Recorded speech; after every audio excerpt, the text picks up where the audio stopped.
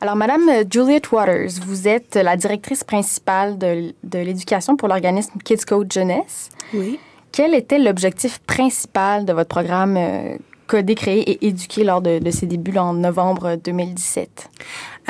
L'objectif principal, c'est de vraiment introduire les éducatrices à la codage dans la salle de classe et aussi aux stratégies de pensée computationnelle.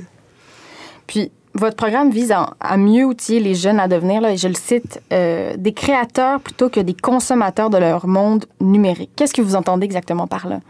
Ce qu'on veut vraiment, c'est que les enfants ont le sens de pouvoir dans leur vie technologique. Alors, d'être un créateur au lieu d'un consommateur, ça veut dire que vous utilisez la technologie comme un outil pour vous et votre propre outil au lieu d'être vraiment contrôlé par la technologie. Mm-hmm. Et quels sont, disons, les défis en matière de codage informatique si on prend les territoires du Nord canadien, là, de l'Arctique exactement? Ça dépend vraiment de la territoire, évidemment.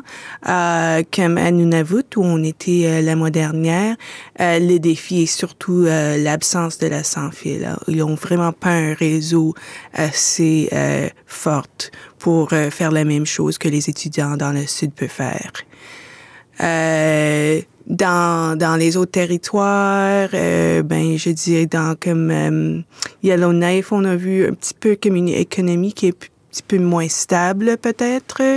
Alors, je ne sais pas le genre de travail qu'il peut trouver peut-être avec la technologie, ça va être un petit peu moins. Puis ce qu'on a vu dans le Yukon, c'est peut-être vraiment une ville qui ça bouge là-bas. À Whitehorse. Oui, à Whitehorse, oui, on voit une économie assez stable qui commence vraiment à... Donc, il y a un engouement là, pour le codage, particulièrement à Whitehorse. Est-ce que vous avez remarqué? Oui. Okay. Oui.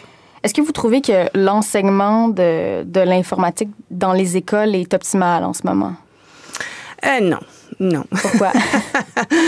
Premièrement, on approche les technologies un petit peu comme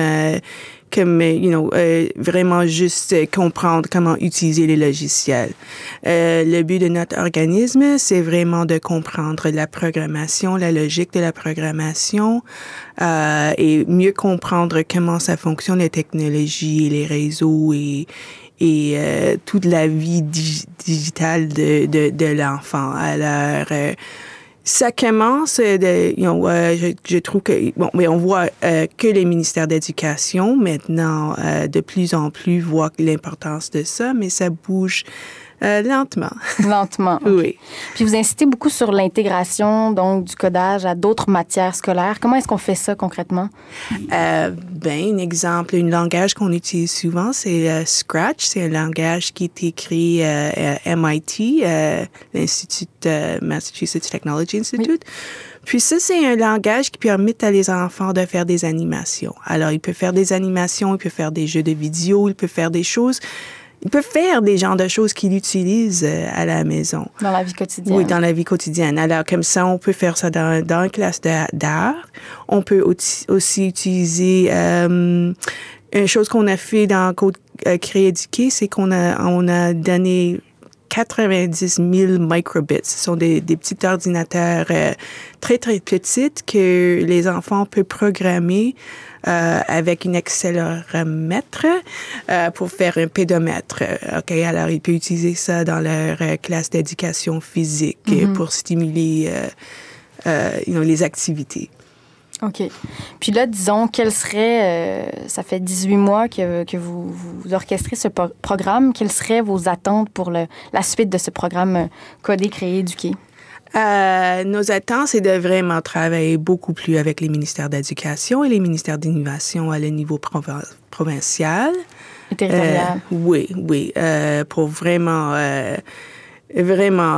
rendre ça dans les écoles, dans toutes les écoles.